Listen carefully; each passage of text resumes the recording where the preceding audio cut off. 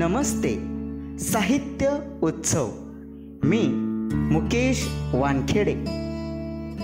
पुस्तक साहित्याचा मूलभूत पाया. माणसाला अभिव्यक्त होण्याचं सर्वात प्रभावी माध्यम. साहित्याचा उत्सव साजरे करणारे पुस्तकं वाचतात, समजून घेतात. पण या छोट्याशा आयुष्यात प्रत्येक पुस्तक वाचता येईलच असं नाही. शिवाय कुठली पुस्तकं वाचावी हाही प्रश्न असतोच. पुस्तकांच्या खजिन्यातील काही दर्जेदार पुस्तकं समजून देण्याचा व त्याचे योग्य मूल्यमापन करण्याचा एक छोटासा प्रयत्न साहित्य उत्सव करणार आहे. तो पुस्तक जत्रा या आपल्या विशेष सदरात. साहित्य उत्सव या आपल्या व्हॉट्सअप आणि टेलिग्राम समूहावरील सर्व साहित्यप्रेमी बंधू भगिनींना हरीश मुन्नेचा सस्नेह नमस्कार. पुस्तक जत्रा या आपल्या कार्यक्रमात आज 8वा भाग घेऊन मी आलो आहे. एक नवीन पुस्तक आपल्या भेटीसाठी आणलेलं आहे. त्या पुस्तकाचं नाव आहे for here or to go. हे पुस्तक अपर्णा वेलणकर यांनी लिहिलेलं असून भारतीय स्थलांतरित जे अमेरिकेत स्थलांतरित झाले इथून त्यांच्या मनात आलेला हा प्रश्न, त्यावर त्यांनीच शोधलेलं उत्तर हे या पुस्तकाचं सार आहे. आयुष्याची मोठी मोठी स्वप्न घेऊन स्वतःचा देश सोडून परक्या देशात स्वतःचं अस्तित्व निर्माण करण्याच्या उद्देशाने इथून स्थलांतरित झालेले भारतीय,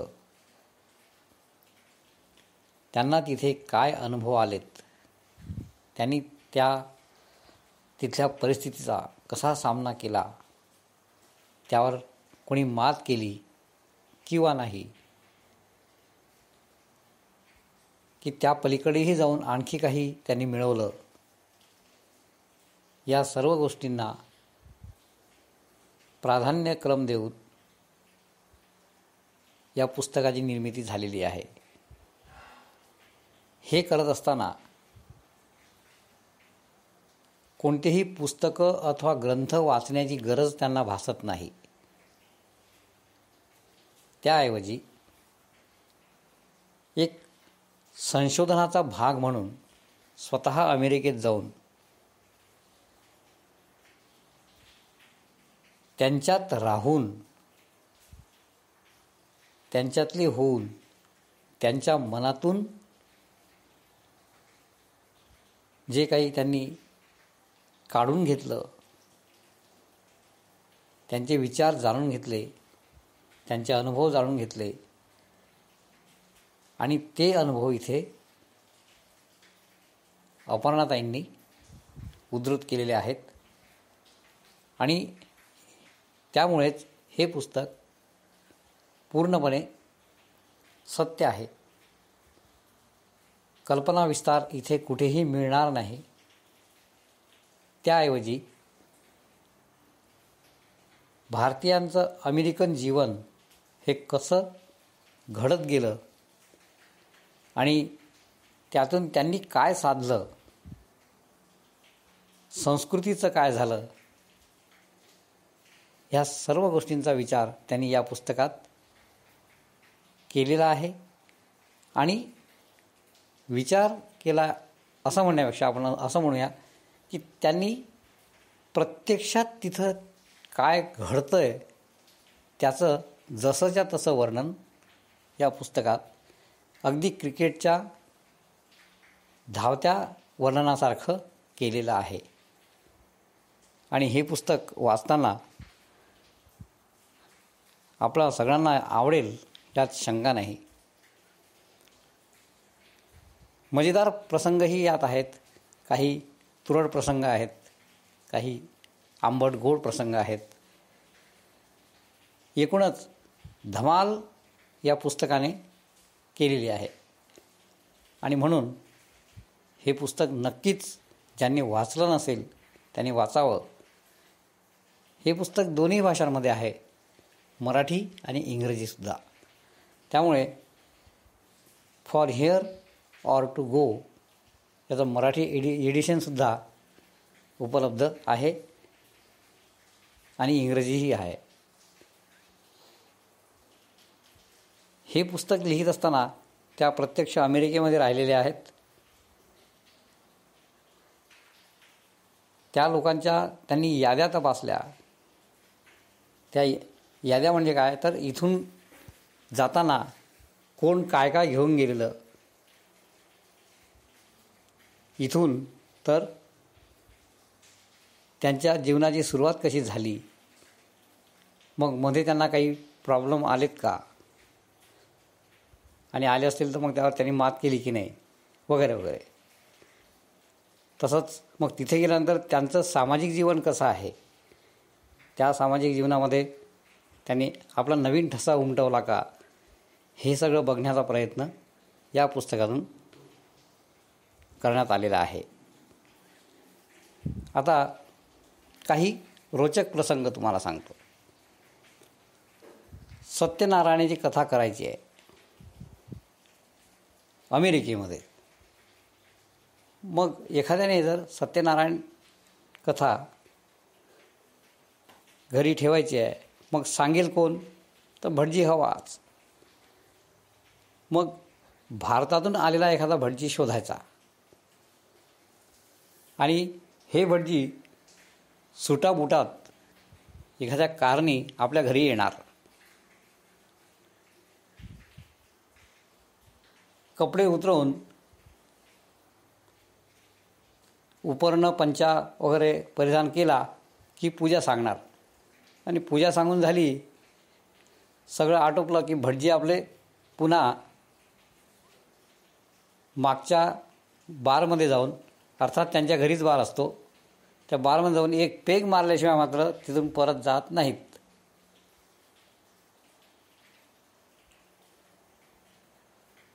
तर ही त्यांची आता तिथली एक संस्कृती बनलेली आहे. आणि ही संस्कृती यासाठी कारण तिथलं वातावरण तसं असावं. एक 70 उलटलेली आजीबाई मुलाला उत्तम शिक्षण दिलं, मुलगा अमेरिकेला गेला आणि आईवडिलांना, आता आईला तिथे घेऊन जायचं, पण मग कशासाठी, तर आपल्या मुलांना सांभाळण्यासाठी. ठीक आहे, पण त्याही पलीकडे त्याच्या मनात असणारं स्वप्न वेगळं होतं. दादरसारख्या ठिकाणी असणारं घर जर विकलं तर भरपूर पैसा येईल आणि तो पैसा आपल्याला वापरता येईल, म्हणून आईला अमेरिकेला बोलवायचं. आईला गळ घातली की तू आता इथे राहू नको, एकटीच आहेस ना, आमच्यासोबत राहा. आजीबाईंनी घर विकलं, अमेरिकेला गेल्या. सुनबाईचं आणि मुलाचं आजीबाईंशी कालांतराने पटेना असं झालं. तोपर्यंत आजीबाईंचे सगळे पैसे यांनी फस्त केलेले. यांच्यात खटके उडायला लागले. काय करणार? शेवटी आजीबाईंनी ठरवलं की आता यांच्यामध्ये राहायचं नाही. त्या काय करतात, तर अमेरिकेमध्ये त्यांनी एक नवीन उद्योग सुरू केला होता. आणि तो उद्योग असा की भारतीयांचं जेवण म्हणजे अगदी चविष्ट, वेगवेगळ्या पदार्थांची चव तिथे गेल्यानंतर जर मिळाली तर ती कोणाला नको, म्हणून यांनी वेगवेगळे पदार्थ करून त्याचे डबे तयार करायचे आणि ते लोकांना म्हणजे आपल्या लोकांना पोहोचवायचे. अशा प्रकारचा उद्योग करण्यासाठी यांनी चक्क एक ड्रायव्हिंग लायसन काढलं आणि स्वतः एक जुनी गाडी घेतली आणि डबे पोचवायला सुरुवात केली. आणि हे डबे पोचवत असताना त्यांची एवढी प्रसिद्धी झाली की नंतर त्यांनी ते घर सोडून दिलं. जेव्हा मुलावर आपत्ती आली तेव्हा तो आईला भेटतो, तेव्हा आई म्हणते, I don't know who are you. आणि ही खरी शिक्षा होती. पण कमाल तिची होती की तिने एवढ्या वयात स्वतःला अमेरिकेत गेल्यानंतर सावरलं, मुलाची पर्वा केली नाही. एक उत्तम CA तो अमेरिकेत जातो. आता आपल्या डिग्रीला इथे काही किंमत नाही, मग करायचं काय? एका हॉटेलमध्ये वेटर म्हणून काम करतो हा माणूस. आणि वेटर म्हणून काम करत असताना तिथे येणाऱ्या प्रत्येक पाहुण्याला सर्व्हिस देता देता त्यांच्याशी बोलण्याचा प्रयत्न करतो आणि आपलं कार्ड मात्र त्याला द्यायला विसरत नाही. म्हणजे आपली माहिती तो तिथे सांगत राहतो. आणि अशातच त्यांना एक उद्योगपती त्याला काम देतात आणि हा भला माणूस काम करता करता तिथे खूप मोठा उद्योगपतीच होतो. एवढंच नाही तर तिथे आपल्या देशातून सगळ्याच प्रकारची लोकं गेलेली आहेत. आणि गेली असताना जसं पंजाबी लोक तिथे गेले, लेबर म्हणून गेले, मजूर म्हणून गेले, आता तिथे ते सधन शेतकरी आहेत. राजस्थानी गेले, गुजराती गेले, मराठी तर गेलेच गेले, तेलुगू, तमिळ, केरळियन, बंगाली सगळ्यांनी आपल्या आपल्या राज्यातून तिथे प्रस्थान ठेवलं आणि तिथे आपला जम बसवण्याचा प्रयत्न केलेला आहे. अमेरिकेमध्ये महाराष्ट्र मंडळ आहे. हे महाराष्ट्र मंडळ म्हणजे मराठी लोकांनी स्थापन केलेली एक सेवाभावी संस्था. आज जी मंडळी अमेरिकेत जाते ना, त्यांची संपूर्ण व्यवस्था हे महाराष्ट्र मंडळ करत असतं. विशेषतः मराठी लोकांबद्दल मी सांगतो. मग त्यात कितीही मोठी बडी आसामी असो, त्यांच्याच एखाद्याच्या घरी राहायचं किंवा त्यांनीच व्यवस्था केलेल्या हॉटेलमध्ये राहायचं, तो संपूर्ण खर्च हे महाराष्ट्र मंडळ करतं. महाराष्ट्र मंडळ जे आहे हे एक सांस्कृतिक मंडळ आहे आणि भारतीय मराठी संस्कृती जपण्याचं काम हे महाराष्ट्र मंडळ करतं. त्यांचे वेगवेगळे कार्यक्रम असतात. मग ते एकत्र येण्यापासून तर सहली किंवा सांस्कृतिक कार्यक्रम, मग त्यात नाटक, संगीत सहित सगळंच काय आहे. मोठ्या मोठ्या लेखकांच्या भेटीगाठी, मोठ्या कलाकारांच्या भेटीगाठी, ऑर्केस्ट्रासहित सगळ्या गोष्टी ते आपल्या लोकांसाठी करतात आणि त्याचा आनंदही सगळे लोक घेत असतात. आणि आता हे महाराष्ट्र मंडळ जितकं समृद्ध झालेलं आहे तितकंच ते आधुनिकसुद्धा होत आहे. आधुनिक जीवनाची कास धरणारं हे महाराष्ट्र मंडळ आता तेथील आपल्या लोकांना आधुनिक बनवण्याचं काम करत आहे. आणि विशेष म्हणजे महाराष्ट्राच्या प्रगतीसाठी कोट्यावधी डॉलर्सचं दान सरकारला आणि वेगवेगळ्या संस्थांना हे महाराष्ट्र मंडळ देत राहतं. ही अभिमानाची गोष्ट आहे आणि हे या पुस्तकात आवर्जून लेखिका लिहायला विसरलेली नाही. कारण तिने महाराष्ट्र मंडळातल्या अनेक बड्या लोकांच्या घरी राहून त्यांचे कार्यक्रमसुद्धा तिने अटेंड केलेले आहेत. ते सगळं तिने पाहिलेलं आहे. आणि असं करत असताना काही लोकांमध्ये एक विचित्र सवय असते. कसं, अमेरिकेमध्ये स्लीप ओव्हर हा एक प्रकार आहे. स्लीप ओव्हर म्हणजे काय? तर जी छोटी मुलं असतात ना, किंवा आता जवळपास वयात आलेली मुलं, हे मित्रमैत्रिणींच्या घरी, म्हणजे मुलगा असेल तर मुलीच्या घरी झोपायला जाईल, मुलगी असेल तर मुलाच्या घरी येईल. हे स्लीप ओव्हर हा एक कार्यक्रम असतो. कार्यक्रम म्हणण्यापेक्षा तिथली एक पद्धत आहे ती. तर हे जातात. मग काही लोकांना असं वाटतं, अरे हा मुलगा बिघडणार तर नाही ना, त्याला आपण शुभम करोती शिकवायचं आणि तो शाळेत वेगळंच काहीतरी शिकतो आणि इथे होतो गोंधळ. आणि मग त्यांना संस्कार काय आहे ते आठवायला लागतात. पण संस्कार हे शिकवून येत नाहीत, तर ते समजून घ्यावे लागतात.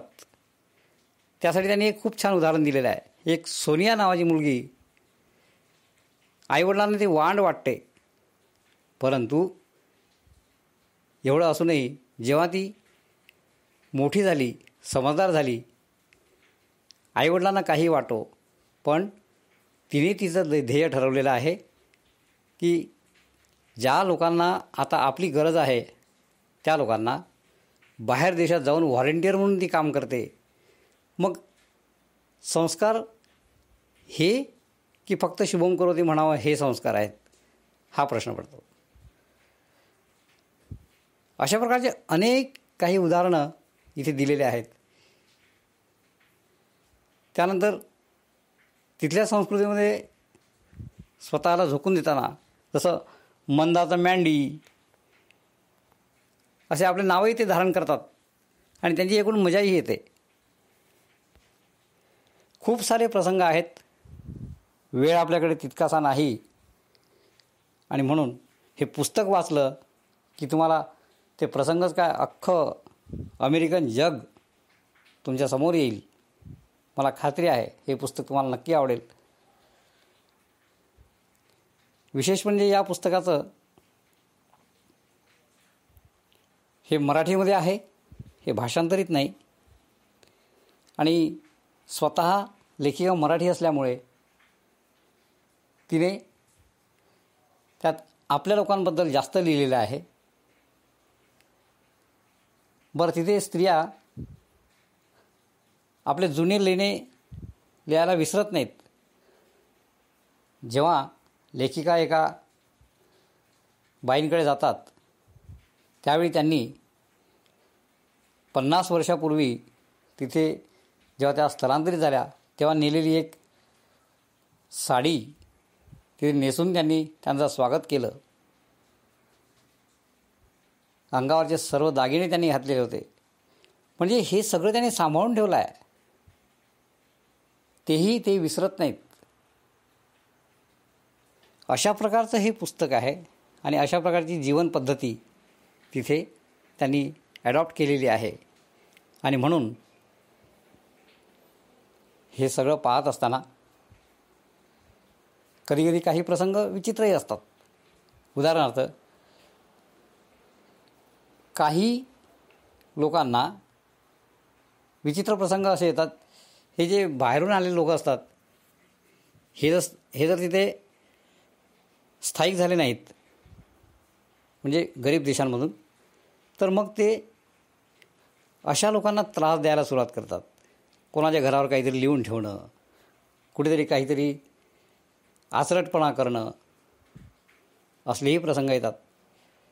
एवढंच काय, तर शाळेमध्ये वेअर आर यू फ्रॉम, आता त्याने जर सांगितलं की आय एम फ्रॉम इंडियाना, म्हणजे इंडियाना हे तिथलं राज्य, no no no, exactly where are you from, म्हणजे त्यांचं म्हणणं असतं की तू कोणत्या देशातून आलेला आहेस, म्हणजे वर्णभेद. म्हणजे काळा गोरा हा जो भेद आहे तो तिथे प्रकर्षाने जाणवतो, हे इथून सांगायचं आहे. त्याने हे सांगायचं मग की I am from India, oh you are from India, okay, असं. म्हणजे त्याला अपेक्षित असतं हे की तू अमेरिकन नाहीस. आणि अमेरिकेमध्ये हा प्रॉब्लेम नक्कीच आहे. आता तो कमी झाला, पण मधल्या काळात हे रंगभेद भयंकर होता. तिथे अक्षरशः काळ्या लोकांना बसायला सीट्स वेगळ्या, जसं स्त्रियांना सीट्स वेगळ्या होत्या तशाच काळ्या लोकांनाही बसायला सीट्स वेगळ्या होत्या. आणि शाळेतही जर असं होत असेल किंवा एखाद्या कंपनीमध्ये काळा अधिकारी किंवा भारतीय अधिकारी तो कितीही चांगल्या पदावर काम करतो, पण तो इंडियन म्हणून जर त्याला लोक बघत असतील तर त्याच्या मनावर काय बितत असेल याचाही विचार या पुस्तकात लेखिकेने केलेला आहे. आणि म्हणून हे पुस्तक नक्की वाचावं. यापेक्षा वेगळं समीक्षण या पुस्तकाचं करणं कठीण आहे, कारण हे पुस्तक इतकं छान आहे की ते माझ्या आकलनाच्या पलीकडचं आहे. धन्यवाद. बऱ्याचदा लिहित असताना काही लेखक अमेरिकेबद्दल जे विवत्स लेखन करतात त्याबद्दल अपर्णाबाई खूप छान लिहितात. त्यांचं असं म्हणणं आहे की हे जी लेखक मंडळी आहे विशेष करून ही अमेरिकेत जेव्हा जातात ना तेव्हा त्यांचं जाण्याचं तिकीट, त्यांना खर्चाला पैसे, प्रवासात लागणाऱ्या सर्व सोयी सवलती ते उपलब्ध करून देतात. एवढं सगळं असताना ही लोक तिथे जाऊन काय बघतात तर डान्स बार, पब्स, खुला सेक्स या पलीकडे त्यांना काहीही दिसत नाही. म्हणजे तिथे जे चांगलं आहे त्याबद्दल ते कधी विचार करत नाहीत. आणि अशा या थोड्याशा पैशात विकल्या गेलेल्या लेखकांबद्दलसुद्धा, म्हणजे काही लेखकांबद्दल यांनी खूप छान तिरकस बाण चालवलेले आहेत या पुस्तकाच्या शेवटी तेही तुम्हाला पाहायला मिळतील.